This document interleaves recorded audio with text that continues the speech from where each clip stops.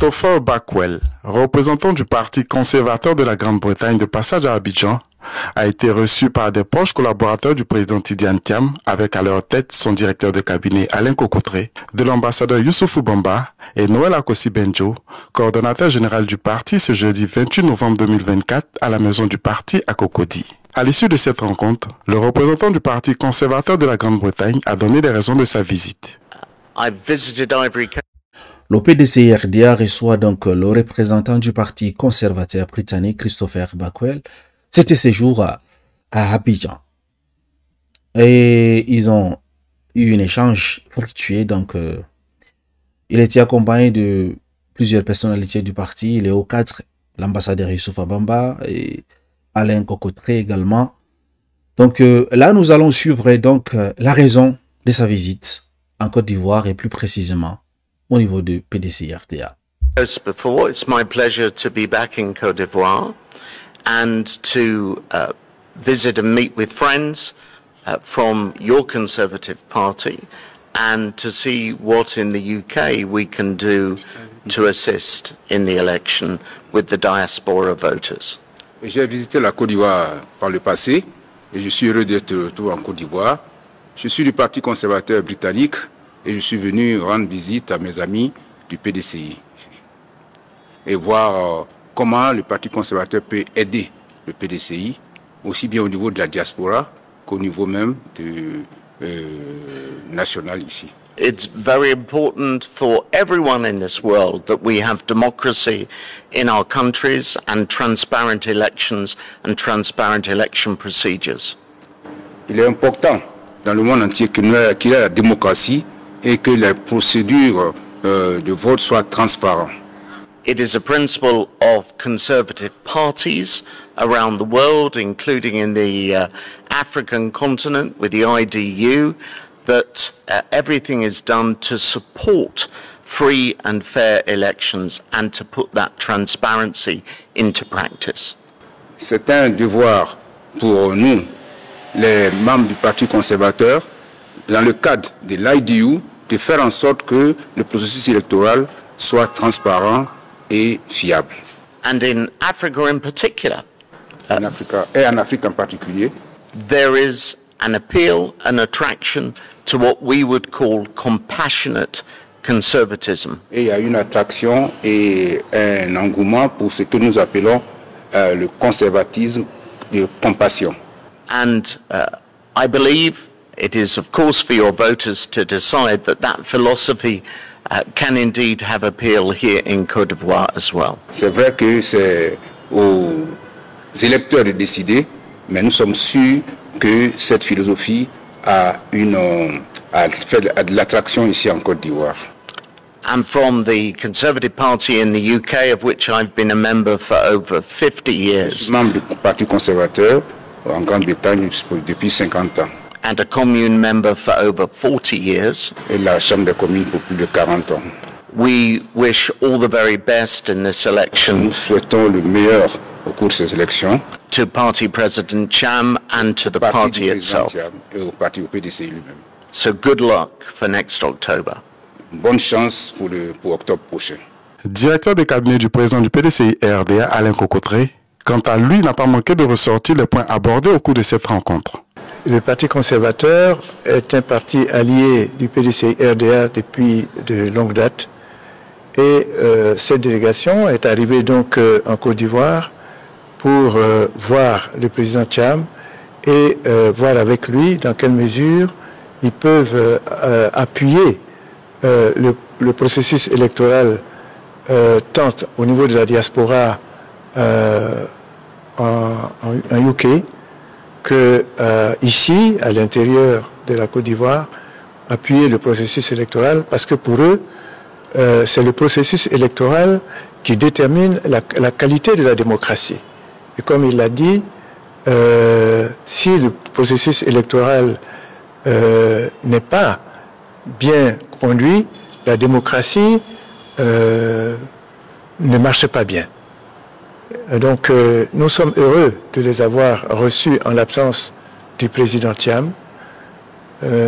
Nous avons pris bonne note des possibilités qui nous offre pour nous appuyer, pour faire en sorte que le jour des élections, les résultats soient vraiment le reflet du vote des Ivoiriens. Et comme il a dit, nous savons que le PDCI est en très bonne position pour gagner ces élections et il nous appuie pour que cela soit une réalité le 25 octobre 2025. Voilà, chers amis, vous venez donc de suivre l'intervention des uns comme des autres et passant, n'est-ce pas, du représentant du parti conservateur britannique qui nous a, n'est-ce pas, parlé un peu de son amitié avec la Côte d'Ivoire. C'est pas sa première fois de venir. Et également, pourquoi est-ce qu'il est venu ici? C'est pour soutenir le PDC-RDA. Et également, il a apporté des offres. Mais malheureusement, lors de l'intervention du directeur de cabinet du PDC-RDA, M. Alain Cocoutré, il ne nous a pas dit réellement de quoi s'agit, n'est-ce pas, ces offres, en fait. Ça portait sur quoi? C'est important de dire au public, aux sympathisants, aux militants du PDC-RDA, de savoir c'est quoi ces offres, en fait. Ces offres, c'est bien pour les Ivoiriens? Est-ce que c'est bien pour le parti? Est-ce qu'il n'y a pas de compromis en bas, en fait? Parce que nous savons tous, le blanc ne vient pas comme ça, il vient avec ses intérêts. Donc, et M. Bakwel, Christopher Bakwel a dit, il comptait soutenir le PDC-RDA. Donc, nous aimerions savoir comment et par quel moyen, dans quel contexte, comment est-ce qu'il compte soutenir le PDCI-RDA. C'est également important. Parce que si vous faites des interviews comme ça, juste laisser les gens sur le parfum comme ça, sentir l'odeur, sans savoir exactement de quel type d'appui est-ce que ce monsieur va apporter. Parce qu'à la fin, il nous parle de vouloir voir M. Thiam en octobre prochain d'être, n'est-ce pas, le président de la République. Mais comment alors? C'est la question. Donc j'espère que ce ne sont pas des offres et compromis. Et également, il a parlé donc de la démocratie, de la transparence. Je vous assure, c'est ce qui manque en Côte d'Ivoire. Parce que, vu les derniers processus pour la révision des listes électorales, vu ce qui s'est passé, les accusations que la CI a eues, soit venant de partis d'opposition, je pense que la transparence, là, il y a quelque chose à redire sur ça. Parce qu'il dit ceci, il dit que le processus, c'est le processus qui détermine la qualité des élections. Donc, à partir des révisions sur la liste électorale, même, on a de lacunes de transparence. Vous voyez? Il y a une volonté de faire le trucage sur ces choses. À partir de là, c'est compliqué, au fait. Et il dit qu'il compte aider le PDC-RDA. Je me demande comment. La démocratie, ça, on n'en parle même pas. Je ne pense pas que la démocratie existe en Afrique. Peut-être au Sénégal, parce que même au Sénégal, là, pour le moment, je ne sais pas trop, en tout cas, peut-être au Sénégal. Le processus est transparent. C'est ce qu'il a également, donc, il dit c'est ce qu'il souhaite voir à travers tous les pays africains. C'est ce qui manque réellement aux pays africains. Voilà, chers amis, M. Alain Cocoutré, dont directeur de cabinet, a également soulevé la question des offres qu'a proposé Christopher Bakwel. Ils ont parlé de ça, mais malheureusement, il ne nous a pas dit de quoi s'agit-il. Nous aimerions bien le savoir. Et pour finir, je ne sais pas si vous avez remarqué, c'est bien d'avoir les cadres comme la personne qui nous a fait la traduction. C'est important. Vous savez, de nos jours, le monde ne tourne pas uniquement autour d'une seule langue. D'ailleurs, la langue la plus dominante, c'est l'anglais, en fait. Et vous allez dans les plus grandes institutions, c'est avec l'anglais qu'ils travaillent.